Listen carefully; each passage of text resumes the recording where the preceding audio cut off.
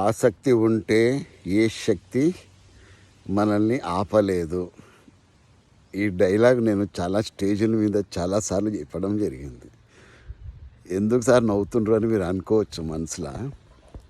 ఎంత చెప్పినా కూడా చాలామంది ఆసక్తి దేంట్లో పెడుతున్నారో వాళ్ళకు తెలుస్తలేదు. ఆసక్తి పెట్టడం మంచిదే, కానీ ఎలాంటి విషయాల్లో ఆసక్తి పెట్టాలి, ఎలాంటి విషయాల్లో ఆసక్తి పెట్టకూడదు అన్న అంశం తెలవాలి. ఇప్పుడు పొద్దున్నే నిద్ర లేవాలి, అది కష్టమైన పనే. చాలామంది కష్టంగా లేస్తూ ఉంటారు పొద్దుగాల. కానీ మా చిన్నప్పుడు మేము ఇష్టంగా లేయాల్సి వచ్చేది, తప్పదు మరిగా. ఎందుకంటే మా ఫాదరు 4 గంటలకు లేపేటోళ్ళు మా చిన్నప్పుడు, మా అన్నలందరినీ నాతో పాటు. మేము అమర కోసం కంటావాడని చెప్పాలి, ఏదో ఒక యాక్టివిటీ అది అదనమాట. ఇప్పుడు నిద్ర లేస్తూనే ఏం చేస్తామా అంటే పరుపు మీద పొరుగుతామంటుంటారు చాలామంది. అట్లా కాదు, ఒక యాక్టివిటీ పెట్టుకోవాలి. మాకేందంటే యాక్టివిటీ శ్లోకాలు చెప్పాలి, అమర కోసం కంఠపాఠం చెప్పాలి. ఇంతకుముందు స్టేజ్ మీద కూడా చెప్పిన నేను సింధు గుణ సేవిత మత్స్యోధీర శశియేష అమృత, మొత్తం అమర కోసం ఈ చివరి నుంచి ఆ చివరి వరకు. ఏమంటే నోరు తిరగాలి, భాష మీద పట్టు వస్తుంది అని మా నాన్న చెప్పేటోళ్ళు. అంతవరకు బాగానే ఉంది. లేదంటే కొంతమంది యోగా చేస్తారు, కొంతమంది ఎక్సర్సైజులు చేస్తారు, కొంతమంది అంటున్నాను నేను. కానీ 95% వీటి మీద ఆసక్తి చూపించరు. ఒకరోజు వెళ్ళినా రెండో రోజుకల్లా వాళ్ళు నీరసం అయిపోతూ ఉంటారు.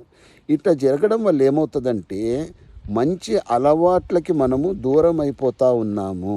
We are getting drifted away from the good habits. So ఏం చేయాలి ఆ టైంలో? పొద్దున్నేనండి కొంతమంది నిద్ర లేస్తూనే చేతులు తడుముతూ ఉంటాయి. ఏందా అంటే ఫోన్ గురించి దోలాడుతూ ఉంటారు, పక్కనే ఫోన్. అందులో ఆసక్తి ఉంది. అది చాలా తప్పది. పొద్దున్నే ఆ పని చేయాల్సిన అవసరం లేదు, తర్వాత చేసుకోండి. దానికి ఒక టైం కేటాయించండి. ఎక్కువ ఆసక్తి దాని మీద చూపిస్తూ ఉన్నాం. ఎక్కువ ఆసక్తి పిల్లలు ఆటపాటల మీద చూపిస్తూ ఉన్నారు. ఏవి బయట ఆడితే పర్వాలేదు అయ్యా, మేము చిన్నప్పుడు ఆటలు ఆడేవాళ్ళం, ఎక్కడ గ్రౌండ్లో ఆడేటోళ్ళం. మరి ఇవాళ రేపు ఎక్కడ ఆడుతున్నారు పిల్లలు? మొబైల్ ఫోన్లో ఆడుతున్నారు, టీవీలో ఆటలు ఆడుతున్నారు. పబ్జీ అంటారు, గబ్జీ అంటారు. గబ్బు అయిపోతుంది జీవితం అంతా కూడా.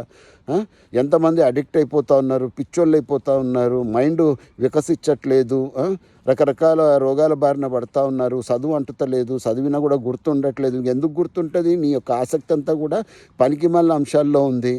కొంతమంది రీల్స్ చేయడంలోనండి. ఓకే, ఉపయోగపడే రీల్స్ మీరు అనొచ్చు, మీరు కూడా చేస్తారు కదా సార్. నేను సమాజానికి ఉపయోగపడేవి చేస్తాను సార్, అది కూడా మీరు గుర్తు పెట్టుకోవాలి. పనికి మాలిన రీల్స్ ఉండవు మన దగ్గర. చలో ఎంటర్టైన్మెంట్కి కూడా చేయొచ్చు రీల్స్, తప్పేం కాదు. నేను ఖచ్చితంగా దాన్ని నేను సపోర్ట్ చేస్తాను. కానీ ఎంతవరకు లిమిటేషన్స్ అనేవి ఉంటాయి దేనికైనా సరే. హద్దు మీరితే తలకాయ నొప్పి. నేనంటే సినిమాలు చూడొద్దని నేను చెప్పను, చూడండి. Entertainment is very important. ఇక అదే లోకం అనుకుంటే మాత్రము సమస్యలో ఇరుక్కుంటాము. ఎందుకంటే ఇది జీవితం, ఇది సినిమా కాదు కదా. జీవితంలో ఎప్పుడు ఏ పనికి ఎంత పెట్టాలో మనకు తెలియాలి. ఆసక్తిగా నేను దాని మీదే చూపిస్తానండి అంటే మాత్రము మన బతుకు అగమ్య గోచరం అయిపోతుంది. ఆ ఆటలు పాటలు, ఇప్పుడు సచిన్ టెండూల్కర్ కూడా ఆయన ఆసక్తితో ఆడిన ఆట, భక్తితో ఆడిన ఆట, ఏదో ఒకటి సాధించాలన్న కసితో ఆడిన ఆట. ఆయన నేర్చుకున్నారు గురువుల దగ్గర వెళ్ళి. అంతే తప్ప నేను ఊరికే సచిన్ కూడా ఆడినారు, నేను కూడా క్రికెట్ ఆడితే సచిన్ అయిపోతాను అంటే కుదరదు. అది అందరి జీవితాల్లో అది వర్కౌట్ కాదు. అది ఆయన ఉన్న ఆ టైంలో ఆ పరిస్థితుల్లో అది వర్కౌట్ అయిపోయింది. అది గమనించినారా మిత్రులారా? కాకపోతే ఆయన ఆసక్తి పెట్టి ఆడినారు. అదే నా జీవితం, అదే నా లైఫ్. కాబట్టి ఇక్కడ నేనేమంటానంటే ఆసక్తి పెట్టాల్సిన వాటిల్లో పెట్టకుండా పనికి మాలిన వాటిల్లో పెడితే ఏం జరుగుతుందండి అయ్యా? రీల్స్ చేస్తూ ఎంతమంది యువత చచ్చిపోతలేరండి. అనవసరంగా ప్రాణాలు పొడగొట్టుకుంటున్నారు, బిల్డింగ్ల మీద దూకుతున్నారు, నీళ్ళల్లో దుంకుతున్నారు, ట్రైన్లలో కోతులు లెక్క ఏలాడబడి చేస్తున్నారు, ప్రాణాలు ఎంతోమందికి పోతా ఉన్నాయి. అయినా కూడా మనం మారకపోతే ఎందుకండి అయ్యా? ఒకసారి ఆలోచించండి. వాటిల్లో కాదు, ఇంకొంతమంది అల్లరి చిల్లరి పనులు చేయడంలో ఆసక్తి చూపిస్తూ ఉన్నారు. సాటర్డే సండే వచ్చేసరికి ఇంకా పీకల దాకా తాగేసి ఇష్టం వచ్చినట్లు ప్రవర్తించేసి వాళ్ళ లిమిటేషన్స్ తెలుసుకోకుండా రోడ్ల మీద కక్కేసి బళ్ళు ఇష్టం వచ్చినట్టు నడిపేసి వాటి మీద ఆసక్తి చూపిస్తూ ఉన్నారు. మరి మనం యంగెస్ట్ కంట్రీ అంటున్నాం, ప్రపంచంలోనే యంగెస్ట్ కంట్రీ. ఏదో వాస్తవమే అది. కానీ మన యూత్ ఏం చేస్తున్నారు? మన పిల్లలు ఏం చేస్తున్నారు? యువత ఏ ప్రకారంగా వాళ్ళ యొక్క పరిస్థితులు ఉన్నాయి ఇవాళ? కేవలము కొద్ది శాతం మంది మాత్రమే వాళ్ళు ఆ టైంలో చేయాల్సిన పనులు చేస్తున్నారండి. అంటే విద్యార్థి అంటే విద్యను అభ్యసించేవాడు. ఎంతవరకు మీరు జీవితంలో సెటిల్ అయ్యేంత వరకు అది ఎంతమంది చేస్తున్నారు ఇవాళ? క్రీమ్ అంతా కూడా చేస్తున్నారు, అది కొద్దిమంది మాత్రమే. మిగతా వాళ్ళు వాళ్ళ యొక్క భవిష్యత్తుకి ఏమంటారంటే ముళ్ళ బాట వేసుకుంటున్నారు వాళ్ళ ఆలోచన ద్వారా, వాళ్ళ చేతల ద్వారా.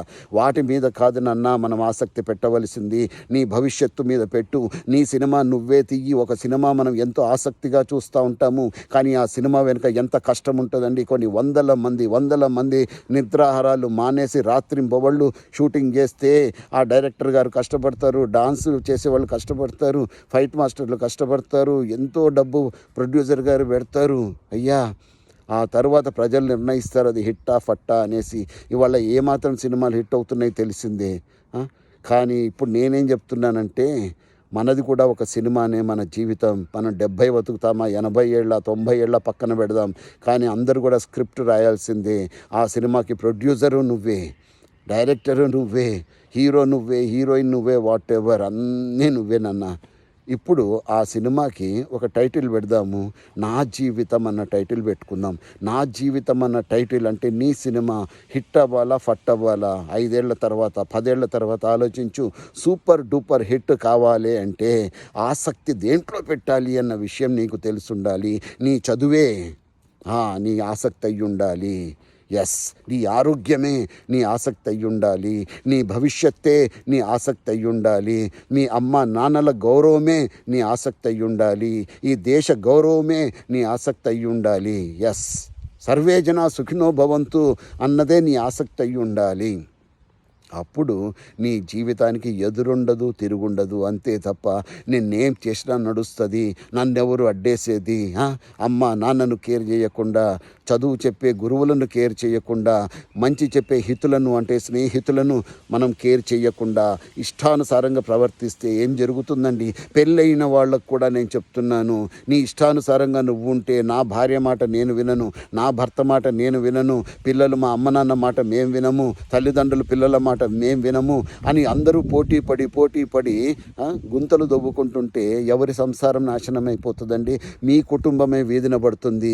ఎవరైనా సరే వీధిన పడ్డ తర్వాత ఒక్కళ్ళు కూడా మనల్ని కాపాడడానికి రారు అన్న సత్యాన్ని మీరు గ్రహించాలి.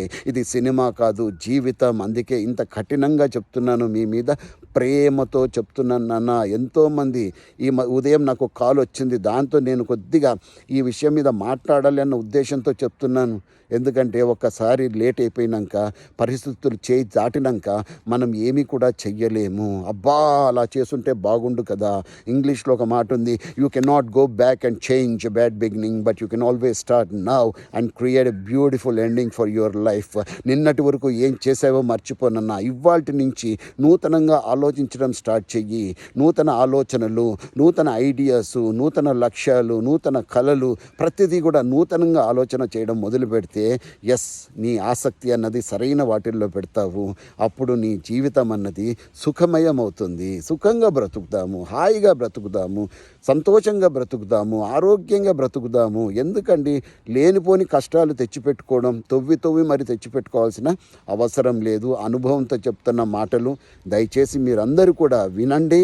ఈ యొక్క వీడియోని ప్రతి వారికి కూడా మీరు ప్రమోట్ చెయ్యండి, ఫార్వర్డ్ చెయ్యండి. ఎందుకంటే ప్రతి ఇంట్లో సమస్యలు ఉన్నాయి, వాళ్ళ సమస్యలు లేని ఇల్లు అంటూ లేదు. కాబట్టి అందరూ కూడా వింటే ఎంతో కొంత మార్పు వస్తుంది అన్న సత్యాన్ని నేను 100% నమ్ముతున్నాను. కాబట్టి నాన్న, మంచి విషయాల్లో మీ యొక్క ఆసక్తిని పెట్టండి, మీ చదువుని గౌరవించండి. విద్యార్థులు అందరికీ నేను చెప్తున్నా, మీ గురువులను గౌరవించండి.